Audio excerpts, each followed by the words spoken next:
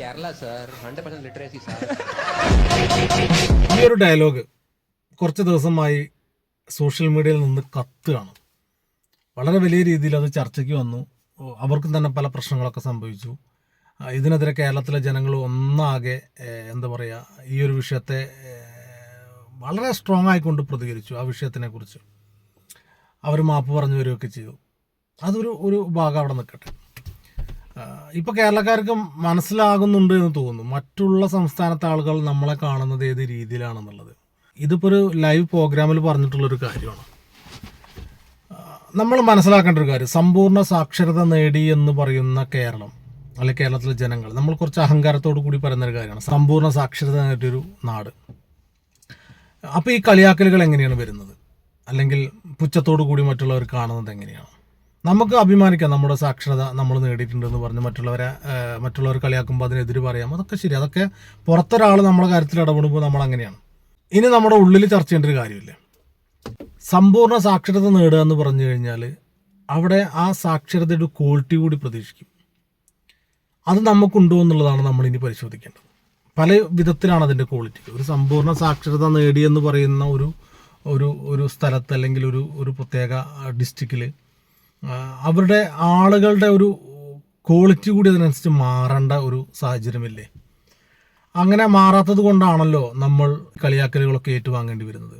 ഈ സമ്പൂർണ്ണ സാക്ഷരതയുള്ള നാട്ടിലാണ് വിദ്യാഭ്യാസത്തിന് വേണ്ടി നമ്മൾ പുറം സംസ്ഥാനങ്ങളിലോട്ട് പോയി പഠിക്കേണ്ടി വരുന്നത്. അതല്ലേ ഇവർ കാണുന്നില്ലേ? ഈ സമ്പൂർണ്ണ സാക്ഷരത നേടിയ ഈ നാട്ടിൽ നിന്നാണ് ഏറ്റവും കൂടുതൽ പ്രവാസികളായിട്ട് ആളുകൾ വിദേശത്ത് ജോലി ചെയ്യാൻ പോകുന്നത്. അതവർ കാണുന്നില്ലേ? നമ്മുടെ സാക്ഷരത അവരെങ്ങനെയാണ് അളക്കുന്നത്? നമ്മുടെ ആ ക്വാളിറ്റി ഇവിടെ കീപ്പ് ചെയ്യുന്നുണ്ടോ? സാക്ഷരത നേടി എന്ന് പറയുന്ന ആ ക്വാളിറ്റി നമുക്കുള്ളിലുണ്ടോ എന്നുള്ളത് നമ്മൾ പരിശോധിക്കേണ്ടതല്ലേ? അപ്പോൾ മറ്റുള്ളവർ നമ്മളെ കളിയാക്കുമ്പോൾ നമ്മൾ മനസ്സിലാക്കേണ്ടത് നമുക്കെന്തോ കുറവുകളുണ്ട്. നമുക്ക് അഹങ്കാരത്തോടു കൂടി പറയാം നമ്മൾ സാക്ഷരത നേടിയ ആളുകളാണ് എന്നൊക്കെ. പക്ഷെ അതിൻ്റെ ആ ഒരു ക്വാളിറ്റി എങ്ങനെയാണ് നമ്മൾ കീപ്പ് ചെയ്യേണ്ടത്? അല്ലെങ്കിൽ ആ സാക്ഷരത നേടിയത് കൊണ്ട് കേരളത്തിന് എന്ത് ഗുണമാണുള്ളത്?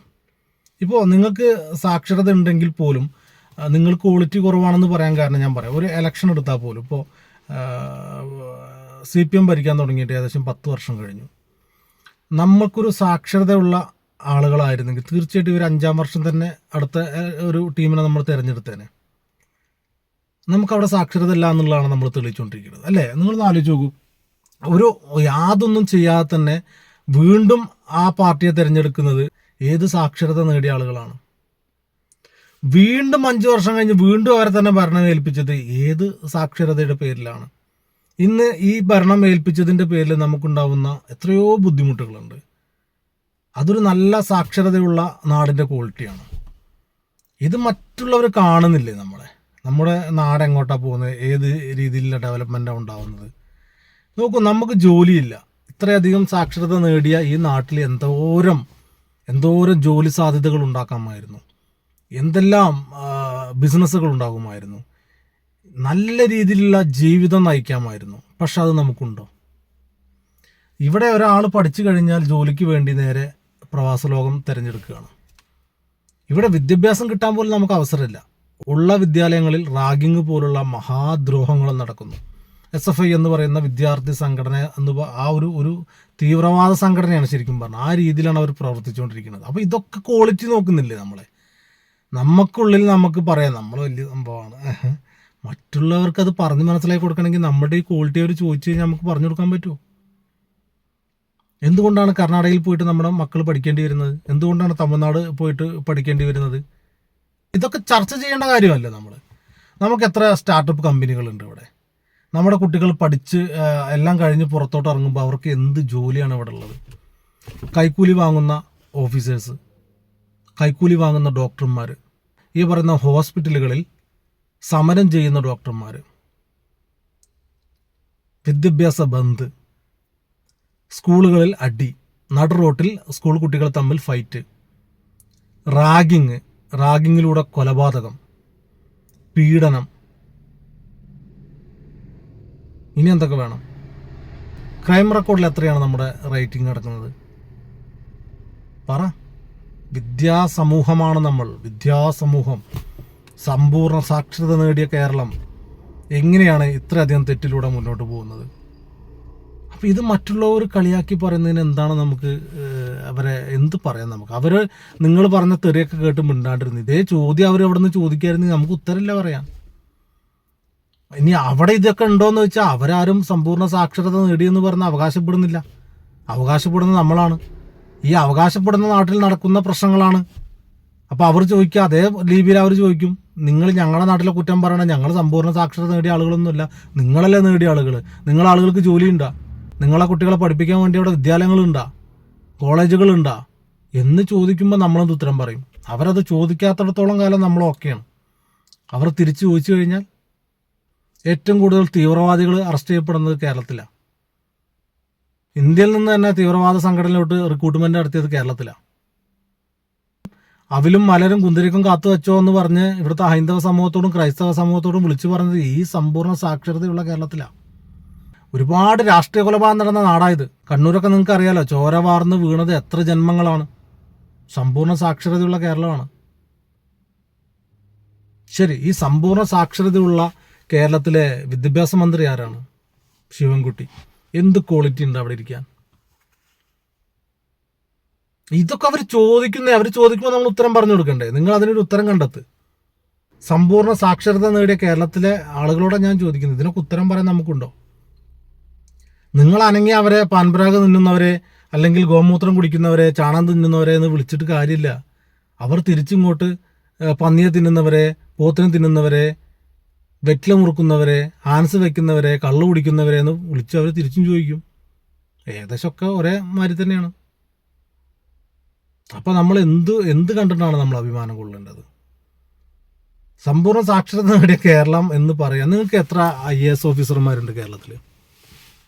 എത്ര IPS ഓഫീസർമാരുണ്ട്? എത്ര പേരുണ്ട്?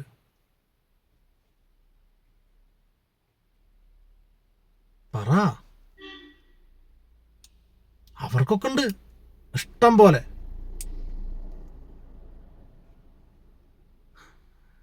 ഇതൊന്നും നമുക്കില്ലെങ്കിൽ പിന്നെ നമ്മളതിന് വാശി പിടിച്ചിട്ട് കാര്യമുണ്ടോ? അപ്പോൾ അവർ കളിയാക്കുന്നുണ്ടെങ്കിൽ തിരിച്ച് നമുക്ക് സംസാരിക്കാം. ബട്ട് നമ്മളിത് ചിന്തിക്കണ്ടേ, നമുക്ക് ക്വാളിറ്റി ഉണ്ടോ എന്നുള്ളത്. നമുക്ക് പറയാം, സമ്പൂർണ്ണ സാക്ഷരത ഞങ്ങൾ നേടിയിട്ടുണ്ട്, ഞങ്ങൾക്ക് വിദ്യാഭ്യാസം കൊണ്ട് ഞങ്ങൾ മുന്നേറിയിട്ടുണ്ട്, നമുക്ക് കക്കൂസ് ഉണ്ട്, നമുക്ക് നല്ല കുളിമുറിയുണ്ട്, നമുക്ക് നല്ല വീടുകളുണ്ട്. അതൊക്കെ ശരി. അതെല്ലാം വന്നത് എവിടെ നിന്നാണ്? ഈ കേരളത്തിൽ നിന്നുണ്ടായതാണോ? അല്ലെങ്കിൽ കേരളത്തിലെ സമ്പൂർണ്ണ സാക്ഷരത കൊണ്ടുണ്ടായതാണോ? അല്ല. കേരളത്തിൻ്റെ സർക്കാരിന് യാതൊരു സപ്പോർട്ടും ഇല്ലാത്തൊരു സാധനമാണത്. അത് ഇവിടുത്തെ ആളുകൾ ഒരു നിവൃത്തിയില്ലാതെ പുറം രാജ്യത്ത് പോയിട്ട് ജോലി ചെയ്ത് സമ്പാദിച്ച് അവരാൽ ഡെവലപ്മെൻ്റ് ആയി വന്നതാണ് ഈ പറയുന്ന കക്കൂസും കുളിമുറിയും വീടൊക്കെ. അതിനു മുമ്പ് എനിക്ക് ഓർമ്മയുണ്ട്, എൻ്റെ ഓർമ്മ 38 വയസ്സ്. അപ്പോൾ എനിക്ക് ഓർമ്മ പറയുമ്പോൾ എനിക്കൊരു 5-6 വയസ്സ് വരെ, അല്ലെങ്കിൽ ഒരു 10 വയസ്സ് വരെ എൻ്റെയൊക്കെ തറവാട്ടിൽ, എൻ്റെ അച്ഛൻ തറവാട്ടിലൊക്കെ കക്കൂസ് എന്ന് പറഞ്ഞൊരു മറയാണ്, ഒരു കുഴിയാണ്. ആ കുഴിയിലാണ് കാര്യം സഹായിക്കേണ്ടത്, ഒരു പല കെട്ടിട്ട്. അതുപോലെ തന്നെ ആയിരുന്നു എല്ലായിടത്തും പറമ്പിലെ കാര്യങ്ങൾ സഹായിച്ചുകൊണ്ടിരുന്നത്. പെട്ടെന്ന് നമ്മൾ ഡെവലപ്മെൻറ്റ് ആയി എന്ന് തോന്നുന്നുണ്ടെങ്കിൽ അത് ശരിക്കും പറഞ്ഞാൽ സർക്കാരിൻ്റെ ഒരു സാന്നിധ്യമൊന്നുമല്ല. ഇവിടുത്തെ ആളുകൾ പുറത്തു പോയി ജോലി ചെയ്ത് കഷ്ടപ്പെട്ട് അവരാൽ ഉണ്ടാക്കിയെടുത്തതാണ് അതൊക്കെ. അപ്പോൾ ആ ഒരു ക്വാളിറ്റി കീപ്പ് ചെയ്യാൻ ഇവിടുത്തെ സർക്കാരിന് സാധിച്ചിട്ടില്ല. സമ്പൂർണ്ണ സാക്ഷരത നേടിക്കൊടുത്ത കേരളത്തിന് ഇങ്ങനെ മുന്നോട്ട് കൊണ്ടുപോകണമെന്ന് വഴി കാണിക്കാനുള്ള ഒരു അവസരം, അല്ലെങ്കിൽ വഴി കാണിച്ചിട്ടുള്ളൊരു കാര്യമോ ഇവർക്ക് എടുത്തു പറയാനില്ല. മനസ്സിലായോ? അപ്പം നമ്മൾ പലപ്പോഴും അഹങ്കരിക്കുമ്പോൾ മനസ്സിലാക്കേണ്ട ചില കാര്യങ്ങളിലൊന്നാണ്, നമുക്ക് എന്തുണ്ട് എന്നുള്ളത്. ഒന്നുമില്ല, നമ്മൾ വെറും ഊതി വെറുപ്പിച്ചൊരു ബലൂണാണ്. അതൊരു സൂചിട്ട് കുത്തിയ പൊട്ടി. അതാണ് നമ്മുടെ കേരളം. അത്രേ ഉള്ളൂ നമ്മുടെ കേരളം. അത് നമ്മൾ മനസ്സിലാക്കണം. ഇനിയെങ്കിലും നമ്മൾ മനസ്സിലാക്കണം. അതിന് ഈ ഒരു തലമുറത്തെ മക്കളെങ്കിലും മാറിയിട്ട് ഈ ഒരു സമ്പൂർണ്ണ സാക്ഷരതയുടെ ക്വാളിറ്റി കൂടി ജീവിതത്തിലും ഈ പറയുന്ന രാജ്യത്തും കൊണ്ടുവരണം. നമുക്ക് ഒരുപാട് വിദ്യാഭ്യാസ സ്ഥാപനങ്ങൾ ഉണ്ടാവണം. നമുക്ക് നല്ല ക്വാളിറ്റിയുള്ള ഡോക്ടർമാർ, ക്വാളിറ്റിയുള്ള അധ്യാപകന്മാരുണ്ടാവണം. മനസ്സിലായോ? രാഷ്ട്രീയത്തിൻ്റെ പേരിൽ കുട്ടികൾ ചെയ്യുന്ന തമ്മാടിത്തരത്തിന് കണ്ണടച്ചു കൊടുക്കുന്ന അധ്യാപകരാണ് നമ്മുടെ നാട്ടിൽ. അത് ഏതുതരം സാക്ഷരതയാണ്? ഒരു സ്കൂളിൽ അധ്യാപകയ്ക്ക് വേണ്ടി കുഴിമാടം വെട്ടിയവരാണ്, റീത്ത് വെച്ചവരാണ് ഇവിടുത്തെ വിദ്യാർത്ഥികൾ. അത് ഏതുതരം സാക്ഷരതയാണ്? എനിക്ക് മനസ്സിലാവുന്നില്ല. ക്യാമ്പസ് കൊലപാതകങ്ങൾ നടക്കുന്ന നാടാണ് നമ്മുടേത്. ഏത് തരം സാക്ഷരതയാണ്? ഇപ്പം അടുത്തുകൂടി ഒരു കുട്ടിയെ ദ്രോഹിച്ചത് നിങ്ങൾക്കറിയാം, റാഗിങ്ങിലൂടെ. അവൻ്റെ വൃഷ്ണത്തിൽ വരെ ഈ പറഞ്ഞ ജിമ്മ് ഉപയോഗിക്കുന്ന ഡംബൽ വെച്ചു എന്ന് പറയണേ, കെട്ടി വെച്ചു എന്ന് പറയണേ. അത് ഏത് തരം സാക്ഷരതയാണ് ബ്രോ? എനിക്കറിയില്ല, നിങ്ങൾ പറഞ്ഞാ. അപ്പോൾ ഇത്രയും ക്വാളിറ്റി ഇല്ലാത്ത കുറേ എണ്ണം ഇവിടെ ഉണ്ട് എന്നുണ്ടെങ്കിൽ പിന്നെ നിങ്ങളതിനെ അവകാശപ്പെടാൻ പാടില്ല. അല്ലെങ്കിൽ ഞങ്ങൾ സമ്പൂർണ്ണ സാക്ഷരതയാണെന്ന് പറയാൻ നമ്മൾ ശരിക്കും അപമാനിക്കണം. ഇത് നമുക്കുള്ളിലിരിക്കട്ടെ, പുറത്ത് നമ്മൾ പറയുന്ന കേസല്ല. നമുക്കുള്ളിൽ നമ്മളെ കുടുംബമാണല്ലോ. എന്തൊക്കെ പല രാഷ്ട്രീയവും പല കാര്യങ്ങളുണ്ടെങ്കിലും ഇത് നമ്മുടെ കുടുംബമാണല്ലോ. ഇവിടെ വന്ന് നമുക്ക് പറയാലോ. പുറത്തോട്ട് പറയുമ്പോൾ നമ്മൾ ചിലപ്പോൾ അട്ടഹസിച്ച് കൊണ്ട് അവനെ പേടിപ്പിക്കും. പക്ഷെ അവൻ തിരിച്ച് ചോദിക്കാൻ അവനൊരു ബുദ്ധി തോന്നിക്കഴിഞ്ഞാൽ നമുക്ക് തരല്ല. അതാ പ്രശ്നം. അവനെ നമുക്ക് തിരുത്താൻ പറ്റില്ല. എങ്ങനെ? അവൻ പറഞ്ഞു നിങ്ങളുടെ നാട്ടിൽ എന്നമാരൊക്കെ നടക്കുന്നില്ലേ ചോദിക്കുമ്പോൾ നിങ്ങളുടെ നാട്ടിൽ നടക്കുന്നില്ലേ ചോദിച്ചാൽ അവൻ പറഞ്ഞു ഞങ്ങൾ സമ്പൂർണ്ണ സാക്ഷരത നേടിയിട്ടില്ല. നിങ്ങളല്ലേ സമ്പൂർണ്ണ സാക്ഷരത നേടിയ ആളുകൾ, എന്നിട്ട് നിങ്ങൾ അവിടെയാണുള്ളത് സംഭവിക്കുന്നത് ചോദിച്ചാൽ നമ്മളെന്ത് പറയും? അവൻ മാന്യനായതുകൊണ്ട് തിരിച്ചു ചോദിച്ചിട്ടില്ല. അവരാ മാപ്പും പറഞ്ഞ് മുങ്ങി. നല്ല കാലം, ഇനി പിന്നാലെ കൂടണ്ട. കുത്തി ചോദിക്കും. കുത്തി ചോദിച്ചാൽ നമുക്ക് ഉത്തരം പറയാനുണ്ടാവില്ല. അതുകൊണ്ട് സ്വയം തിരുത്തണം നമ്മൾ. മറ്റുള്ളവരെ കളിയാക്കാനുള്ളൊരു അവസരമാക്കിയിട്ട് നമ്മുടെ നാട്ടിനെ മാറ്റരുത്. നമ്മൾ സ്വയം തിരുത്തിക്കൊണ്ട് നമ്മുടെ മക്കളെ തിരുത്തിക്കൊണ്ട് മുന്നോട്ട് പോകാൻ എല്ലാവരും ശ്രമിക്കുക. ഇവിടുത്തെ രാഷ്ട്രീയക്കാരോട് പറയാനുള്ളത്, നിങ്ങൾ ഇവിടുത്തെ ജനങ്ങളെ പുറത്തോട്ട് പറഞ്ഞയക്കാതെ അവർക്ക് വേണ്ട ജോലി സാധ്യതകൾ ഇവിടെ ഉണ്ടാക്കി കൊടുക്കുക. നമ്മളെ കുട്ടികളെ പുറം സംസ്ഥാനങ്ങളോട്ട് പഠിക്കാൻ വിടാതെ അവന് പഠിക്കാനുള്ള ക്യാമ്പസുകൾ ഇവിടെ ഉണ്ടാക്കിയെടുക്കുക. ഇതൊക്കെയാണ് നിങ്ങൾ ചെയ്യേണ്ടത്. ഇതൊക്കെ നിങ്ങൾ ചെയ്യണം, നിങ്ങൾ മിനിമം. കാരണം നിങ്ങൾ സമ്പൂർണ്ണ സാക്ഷരതേൻ്റെ ആൾക്കാരല്ലേ.